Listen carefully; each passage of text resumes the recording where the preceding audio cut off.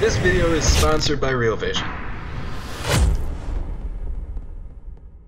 If 2018 felt a little bit different, that's because it was. The days of leaving your portfolio on autopilot are gone. Volatility is back. And after one of the longest bull markets in history, 2018 felt like it was the end of times. But really, it was just the return to a normal volatility regime. The chart next to me shows the VIX, which is the volatility index going back to 1990. In 2017, the VIX made a 30-year low at 9.51. So of course, 2018 felt kind of crazy when the market barely moved in 2017. And now the VIX, after all those fourth quarter fireworks, it's settling around in the 20s. And we can see on the same chart that for long stretches, like from the mid-90s to the mid-2000s, 20 is actually on the low end of the VIX spectrum. Now really, all of us who follow the stock market, we could kind of feel a change happening. I mean, you know stocks are moving when you're at Christmas dinner and your grandma is asking you about stocks. And she's asking the same questions everybody wants to know. How bad can this market get? What should I be buying? Well, we're gonna talk all about it on this episode of Real Vision's The One Thing.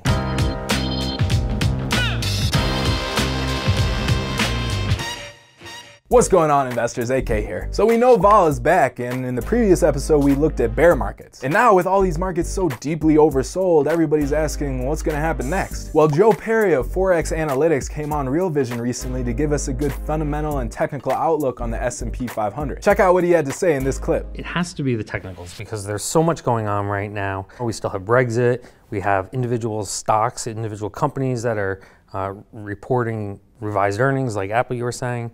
There's just so much going on that if there's going to be good news that comes out, the market's going to jump. If it's going to be bad news, it's going to come off even further. Joe recently gave us a great short trade that takes advantage of the recent bounce we saw in the S&P from late 2018 that's going into early 2019. His catalyst was that Elliott wave analysis and confirmation in gold and treasuries suggest that the S&P 500 is due for a bounce, which presents a great shorting opportunity. He's planning to short at 2600 with a target of 2250, and he has a stop loss at 2650. His time horizon for the trade is 3 months. Bill Strazulo, the chief market strategist at Bell Curve Trading, is also bearish on the S&P 500, and he gives some great advice to not so sophisticated investors that may not be playing with futures. I think one thing you can do for kind of a longer term person who may be planning for, you know, a 10, 20-year time horizon, one thing was maybe not put any new money in the market. You know, leave what's in there alone, and then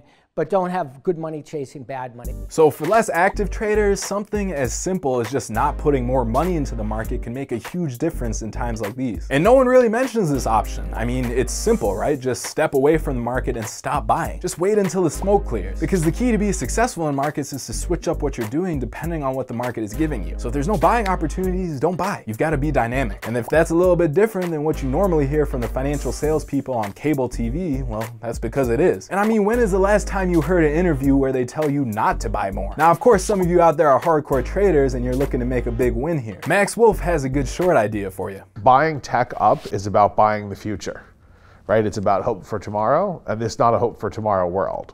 Right? It's a world between people who think it was good enough a year ago and people who want to celebrate return to the 18th century. So his idea is to short Apple. The catalyst is that the stock is overextended and the company is too dependent on iPhone sales. He's trying to short it at current levels with a target around 120, and his time horizon is 1 year. Now, obviously, shorting is the riskiest of all these options we discussed, and it's probably more suitable to more sophisticated investors. But over and over again, we're seeing the same pattern on Real Vision. None of these experts think 2018 was a one-off event. They all think that more volatility is coming in 2019. And on Real Vision, we've been sounding the warning bells for the last 6 months. Our experts have, one, been warning about how inflated the market is even as we were hitting highs last summer. Two, they've been giving you the support levels that either need a hold or if they were broken would accelerate the selling. Three, they've been breaking down the international macro environment across all key asset classes. And four, they've been laying out strategies to not only protect your money in the bear market, but how to capitalize on it. Now contrast that with what you normally hear from financial media. They always tell you that the market always goes up and that when things are crashing, that's the time to buy. Because it's a great deal, right? And of course, the best thing they always say is that it can't go any lower. And that's never true.